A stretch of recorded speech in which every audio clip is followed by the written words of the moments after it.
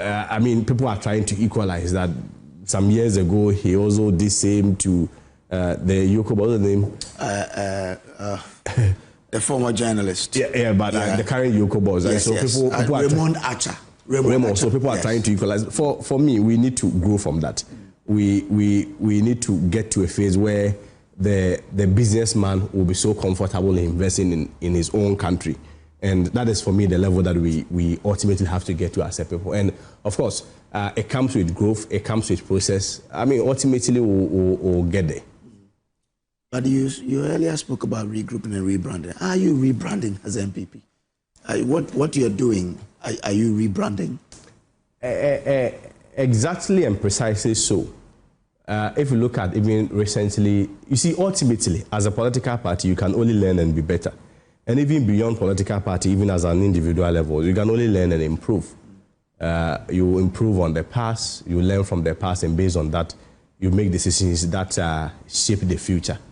If you, for instance, look at recently, the last conference that we had, it was geared towards making reforms that will make the party look, once again, very attractive. Reforms that will increase participation. As of now, if you look at our electoral college, even from the presidential election, which is out, and of course, the other elections that will be conducted subsequently, you realize that we've increased the electoral college. It's also part of the process of learning. It's also part of growth. It's also part of progress. If you recall, previously, we used to have superdelegates elections, where if the candidates that are filed for or that are filed to contest for flag bearership, there are more than 5, we may have to go for a superdelegate conference or congress and then slash it. This time around, we are not doing the same thing because I'm learning from the past, the animosity, the financial implications that they involve. We've also progressed from that. So yes, there are a lot of things that we are doing in terms of the expansion, in terms of the superdelegates, for instance, that I just spoke about, and other many reforms. The last time we tabled about 56 reforms, and I think 54 went through, were successful. Yes. Two were rejected. Yeah. So bottom line is that we want to build a party anchored on unity and peace. And of course, when you are united and there is spaces within the party, that is where you have the formidable force. That is where you have the strength to go for all future elections. Ultimately, I've always maintained that the whole priority of a political party is to win power. I've always insisted that no matter how rich your ideas are, if you do not have political power, those ideas will be obsolete, and that's what just settle on it. So most importantly, yes, we are rebranding, we are regrouping, we are re-strategizing, and it's also a way of building consensus and, I mean, symbolically telling the ordinary Ghanaian that yes, you rejected us in a way, we've reflected, we've taken a very deep reflection. We are trying to regroup. We are trying to make our party once again quite lucrative, so that at the end of the day, we will be very marketable and sellable. As at now, if you want to compare the MPP to the NDC, look at even what President Mahama has done, giving young people a lot of opportunity to serve in his government. Yeah. People that worked for him openly, these are people that have had the opportunity to work in his government or serve in his government, compared to us, where a lot of the youth, a lot of the grassroots felt that the party, as and when we were in power, did not give them enough opportunity, or we did not really meet their expectations fully.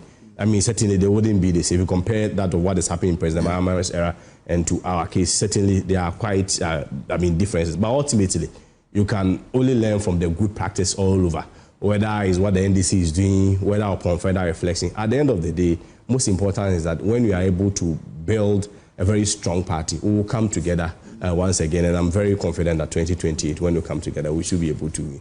But when the President Mahama is enjoying goodwill, and he's doing things that Ghanaians, today if you go and do a survey to look at acceptance of the government, you see that the government will have a high number. Yeah. And the NPP, on the other hand, is trading sort of, insult amongst yourselves. Are you rebranding for real?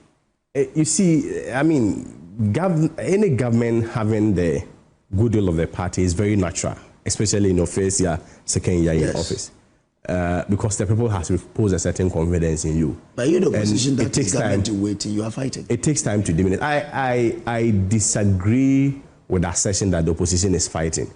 I would say that is a phase that we are going through where we may ultimately disagree to agree. MPP, unlike maybe other party or unlike the NDC, we are a party of rule of law. We believe in participation. We believe in democracy.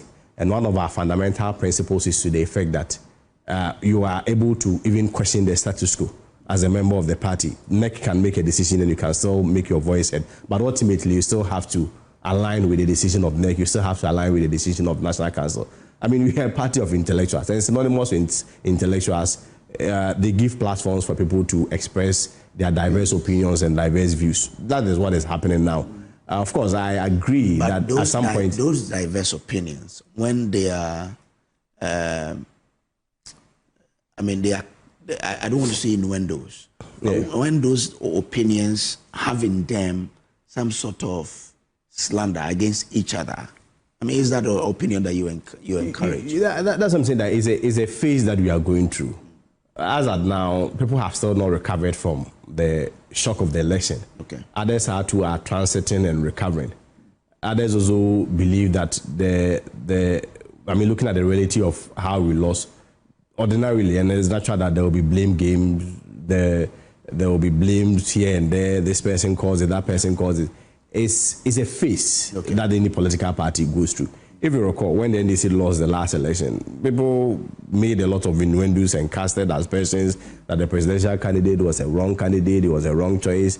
People accused groupings within the NDC that they are the cause of the loss. Even to some, to a larger extent, the founder's wife at some point even broke away from the party. You recall, there have been precedents where Mr. Gusitano, all of them has broken away from the party.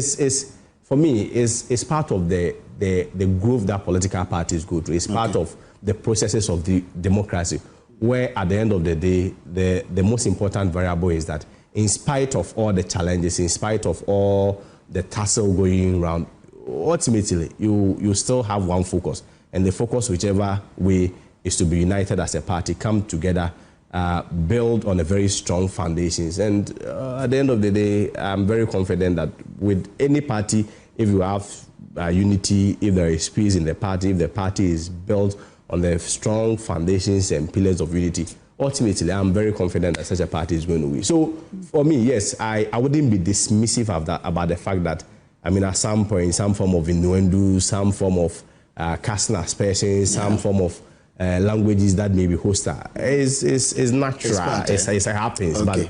But I'm very confident that at the end of the day, we'll still come together as one united force and win 2028. For me, that is the most important thing. So far, 6 names have popped up. Yes. Dr. Mahamudu Bawumia, Kennedy Agyapong, whom you represent, Brian Agyapong, Boache Jakon, engineer Kwabena Agyapong, yes, and your former boss, Dr. But people wonder, why didn't you go with your former boss? But my former boss was also with Dr. Bawumia. Why didn't you also go with him? You see, that for me is the beauty of democracy. Okay. Where at the end of the day, like I indicated, you disagree to agree. I do not doubt the competence and eligibility of these individuals. All of them are extremely eligible, they are extremely competent, they can do their work. But within the space of time and within the context of the conversation, especially if it has to do with 2028, I'm of the view that Kennedy Agyapong has more and strong appeal. Why do you to think the ordinary Ghanaian? You can do a random test. Just take your cameras outside.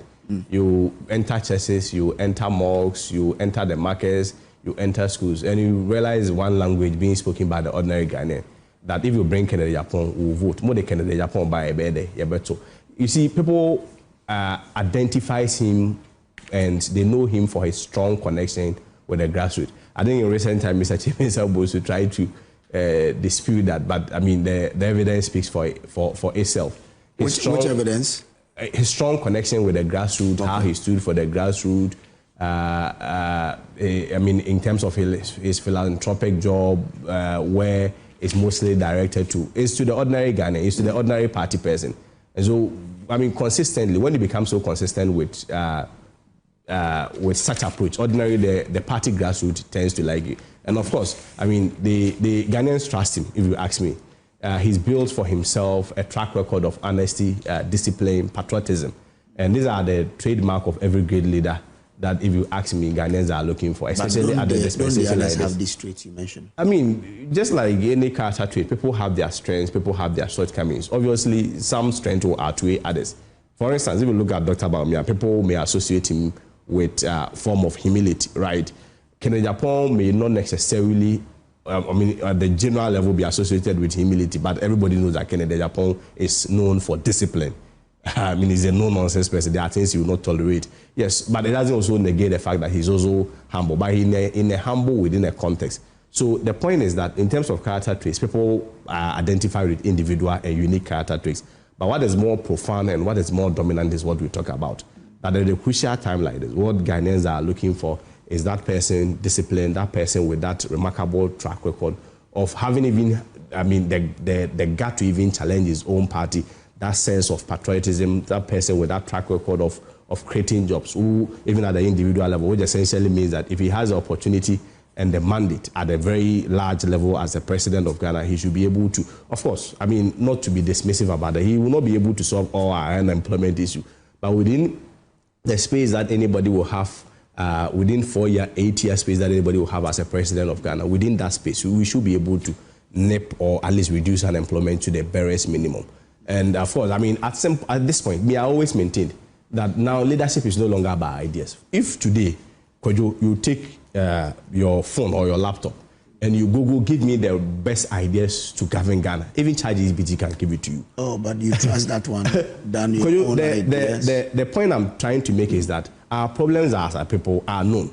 And it's been systemic. It's not like they are new problems. If we ask you randomly, or if you go to any school and ask, let's 100 problems that Ghanaians are going through. It will be about health, it will be about unemployment, it will be about roads, it will be about security. Our problems are known. Yeah. So at the end of the day, we don't need ideas again.